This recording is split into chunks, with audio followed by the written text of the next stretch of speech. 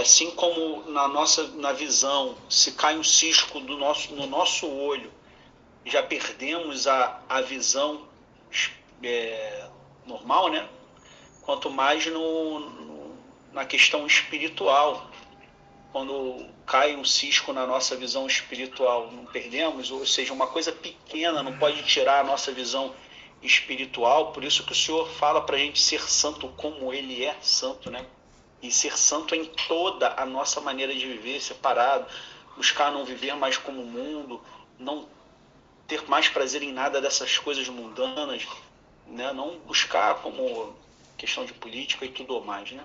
Que o mundo assim se encontra, e quando vemos muitas vezes ali, até o Senhor me faz recordar no início ali, depois que o Senhor me fez dar aquela pequena caminhada com o pastor Maurício, e o Senhor me lembra que agora eu nem lembrava disso. Na semana seguinte fui numa boate, e nessa boate estava tendo, né, enfim, algumas coisas lá, e me vi em certo momento um peixe totalmente fora d'água, me perguntando o que eu estou fazendo aqui. Já um entendimento que não era para eu estar, mas para um olhar mundano, carnal, aquilo ali é loucura. Mas para aqueles que estão buscando ser servos de Deus, é algo espiritual que o Senhor quer trazer, e cada vez mais Ele quer aprofundar até a questão do testemunho, né, que o Senhor fala, né, que testificamos o que vimos. Então, para ver isso, né, e não aceitais o nosso testemunho, para ver, para compreender, só através do Senhor. Só o Espírito Santo que pode fazer isso, essa obra verdadeira, tirar dessas escamas, como assim fez com Paulo, sendo um religioso. O Senhor precisou aparecer para aquele homem. Ele era um religioso, como hoje tem muitos evangélicos, muitos católicos e muitos assim que professam a ser cristãos. Muitos estudiosos e tudo mais que já sabemos, o Senhor tem falado conosco. Mas o lado espiritual falta, e quando o Senhor faz conversar, e nem muitas vezes trazer, mas calado ali ouvindo, pelo fruto se conhece a árvore, como o Senhor fez até trazendo uma oração, né? E não comprova a veracidade do que o Senhor fez. Para que o Senhor veio? Que é esse que é o testemunho, o testificar, enxergar o que é Cristo, a sua pureza, a sua grandeza, a sua magnificência, o seu amor grandioso, um amor que ele é incompreensível para todos nós, porque ele excede todo o entendimento humano, o amor de Deus, o amor de Jesus. E numa simples palavra, né, que Deus ele é amor, até o irmão Fábio mandando mensagem ontem, uma simples palavra trazida pelo Espírito Santo através do seu servo, Deus ele é amor, ele já demonstra a grandiosidade, como o homem precisa cavar e buscar cada vez mais a compreender desse amor de Cristo, que veio nos dar um exemplo, e muitos transtornam esse exemplo de Cristo, dando um testemunho completamente oposto ao testemunho de Cristo, porém enganando a muitos, porque a maioria quer isso. Estão levando o mundo para dentro das igrejas, estão andando como o mundo, estão se vestindo como o mundo, estão se comportando como o mundo, mas não como o Senhor.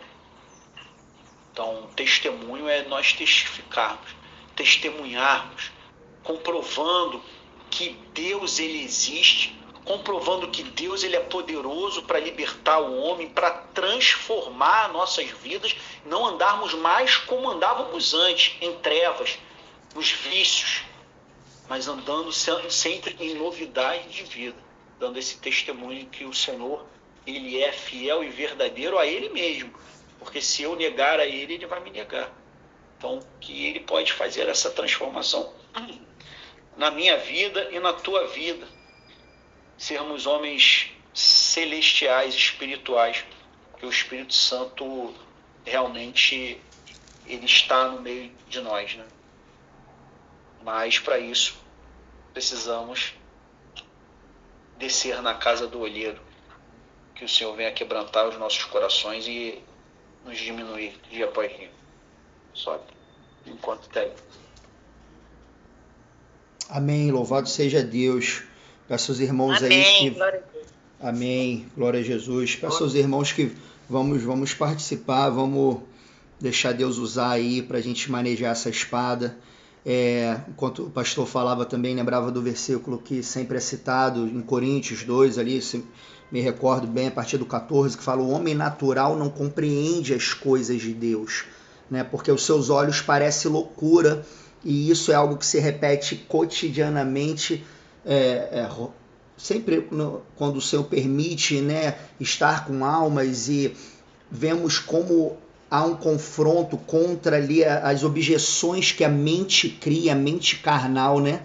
Realmente há muito essa fala, não é possível, né? Ou não tem nada a ver, são duas que andam muito juntas.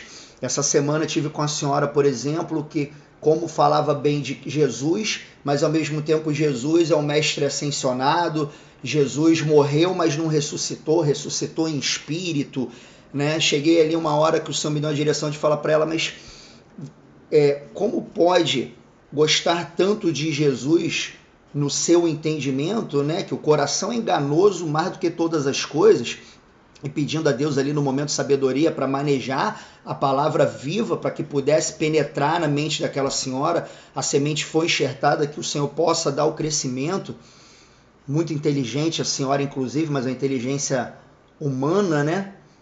E ali confrontei, entre algumas coisas, confrontei com ela: como pode crer, se esforçar de ver escritos de espíritos através de homens que viveram quase 2000 anos depois de Cristo, e não bater nenhuma curiosidade, ao menos, de ver o que os evangelhos dos homens que dormiram e acordaram com Cristo 3 anos na Terra está escrito.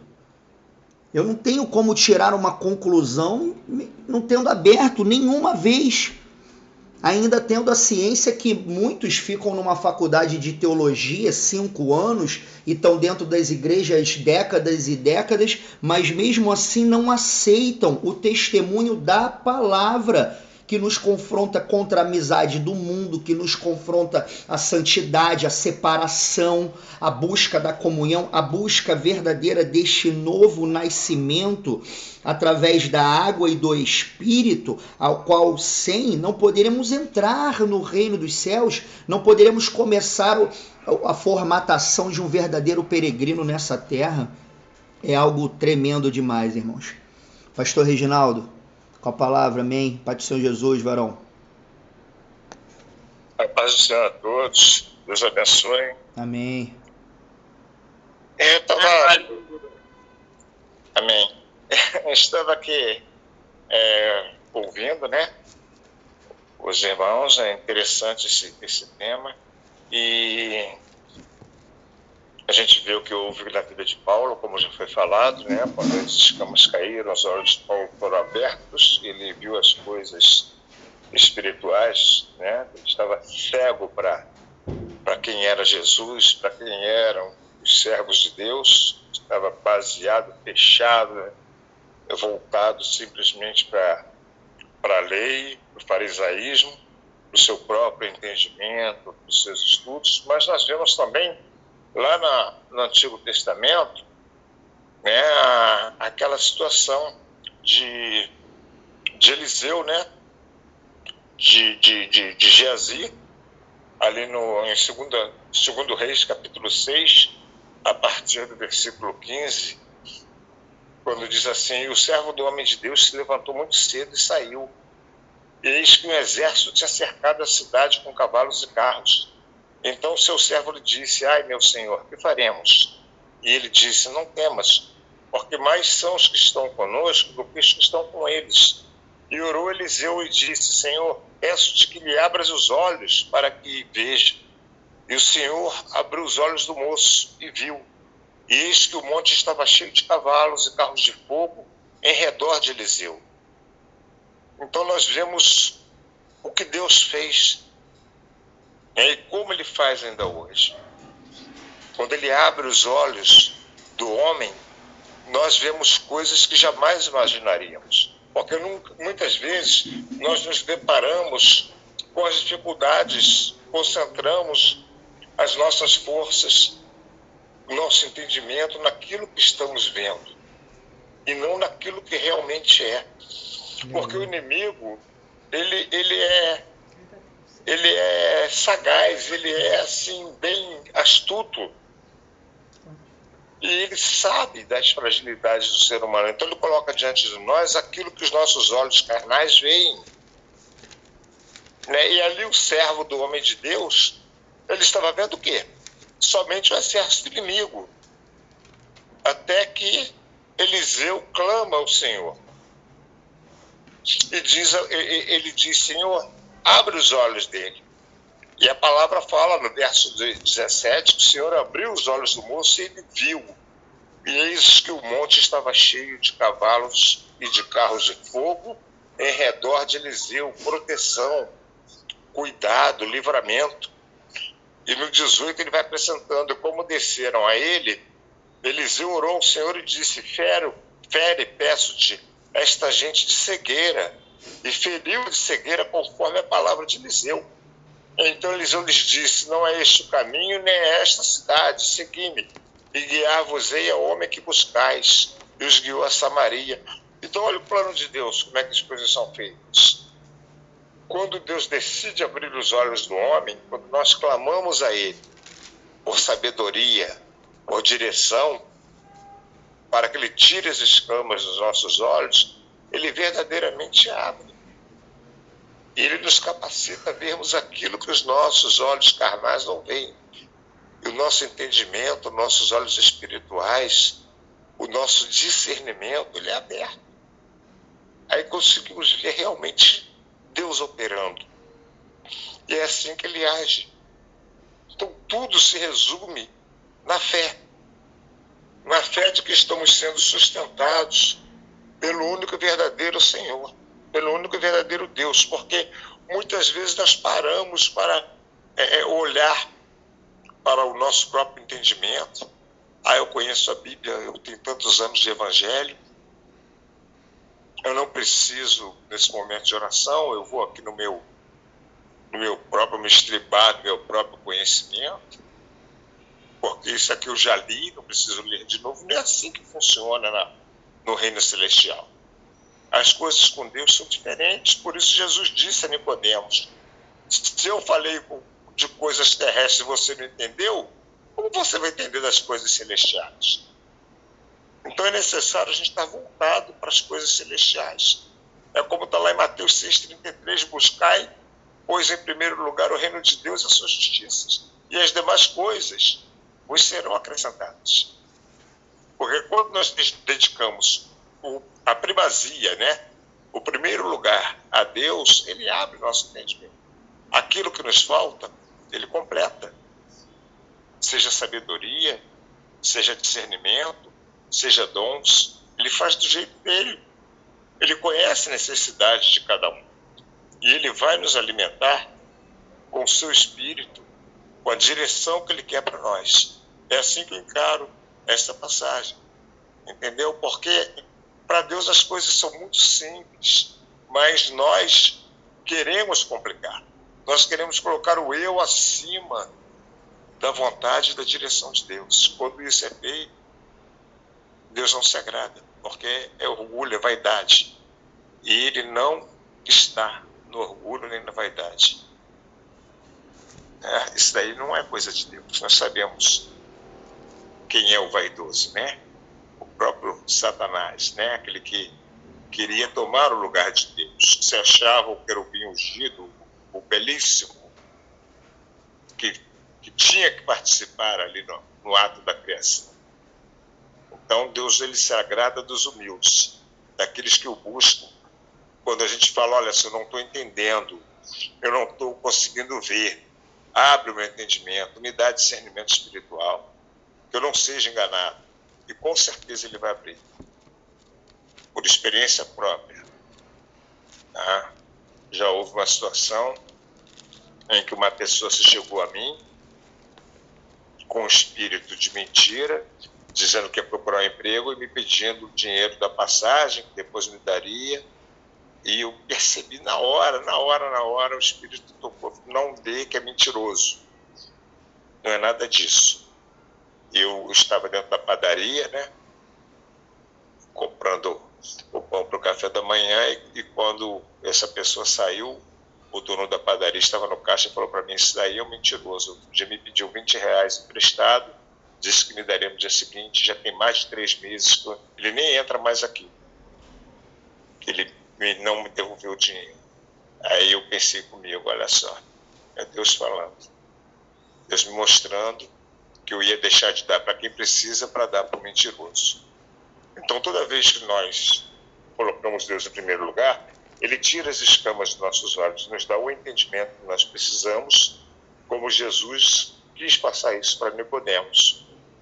Então, por isso Ele falou: se você não crê nas coisas terrestres, como vai crer das coisas espirituais? Não tem como.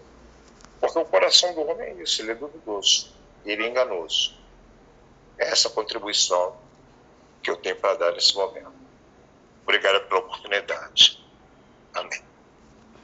Amém, pastor. Louvado seja Deus. Provérbios capítulo 2 vai dar uma sequência de como devemos agir para então entender o temor do Senhor e achar o conhecimento de Deus, das coisas espirituais. Vai dizer assim, Provérbios 2, filho meu, se aceitares as minhas palavras, temos que primeiro aceitar, e esconderes contigo os meus mandamentos, preservar, a todo custo, para fazeres o teu ouvido atento à sabedoria, são ações, fazer, inclinar o teu coração ao entendimento, o inclinar em um dos sentidos de eliminar a resistência, se entregar de uma vez ao entendimento do Senhor.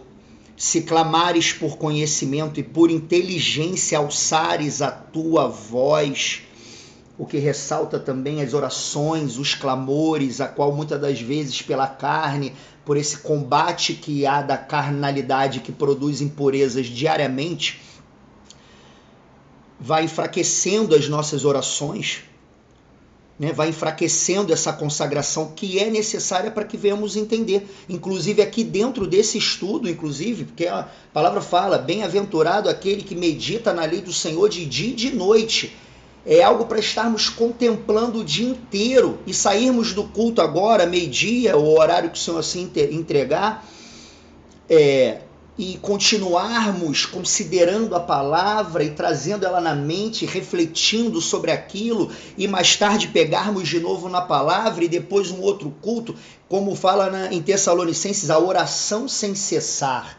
A oração sem cessar é um espírito de oração, para que possamos estar cavando. O Senhor, certa vez, ele me dava uma parábola na mente, enquanto estudava, sobre o banho, que assim como, de forma resumida, assim como a gente necessita estar constantemente tomando banho, precisamos constantemente estar tomando o banho da palavra, a lavagem da palavra, porque logo que a gente sai do banho, o corpo ele já se encarrega de produzir impurezas, e assim é o nosso coração. E essas impurezas trazem as cauterizações, as perdas das sensibilidades e do discernimento espiritual. Só para finalizar o Provérbios 2, se como a prata buscares e como a tesouros escondidos a procurares, então entenderás o temor do Senhor e acharás o conhecimento de Deus, a qual revela aqui o princípio também do fervor, da intensidade. Buscar-me-eis e me achareis quando me buscardes de todo o coração. É necessário uma plenitude, irmãos?